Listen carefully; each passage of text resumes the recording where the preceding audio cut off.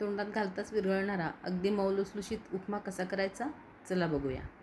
तर सुरुवातीला इथे मी 2 ते मोठे चमचे तेल घालून घेतलेलं आहे. त्याच्यावर 2 वाट्या किंवा 2 कप एवढा मी रवा घेतलेला आहे. आता हा रवा आपण छान थोडासा लालसर होईपर्यंत भाजून घ्यायचा आहे.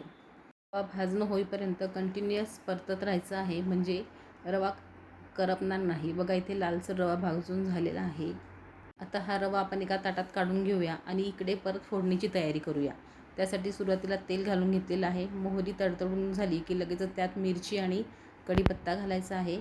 शेंगदाणे, काजू घालून छान परतून घ्यायचं आहे. लालसर रंगावर परतून झाले की त्यामध्ये कांदा घालून घेऊयात.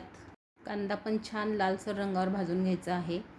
आता कांदा परतत आला की लगेचच त्याच्यामध्ये आपण टोमॅटो घालून घेणार आहोत.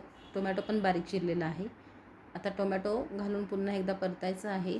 टोमॅटो परतत असतानाच आपण याच्यामध्ये अगदी पाव चमचा एवढा हिंग घालून घ्यायचा आहे आणि नंतर इथे बघा मी पाणी गरम करून घेतलेलं आहे. हे पाणी रवा जेवढा आहे त्याच्या तिप्पट पाणी घ्यायचं आहे. पाणी टाकल्यानंतर चवीपुरतं मीठ, थोडी साखर आणि कोथिंबीर घालून पुन्हा एकदा छान परतवून घेऊ आणि आता जो रवा आपण भाजून घेतलेला होता तो रवा ह्याच्यामध्ये घालून घेऊया आणि पुन्हा एकदा छान परतवून घेऊ. रवा घातल्यानंतर मिश्रण लगेचच घट्टसर व्हायला लागतं. आता हे बऱ्यापैकी घट्टसर झाल्यानंतर त्याच्यामध्ये पुन्हा एकदा आपण 1 चमचाभर तूप घालून घ्यायचं आहे. तूप घातल्यानंतर पुन्हा एकदा झाकण ठेवून आपण याला छान वाफ काढायची आहे. बघा अगदी लुसलुशीत मऊसूत असं आपला उपमा तयार आहे. उपमा अगदी मऊ लुसलुशीत होण्यासाठी खरी टीप म्हणजे सुरुवातीला रवा अगदी छान लालसर रंगावर भाजून घ्यायचा आहे.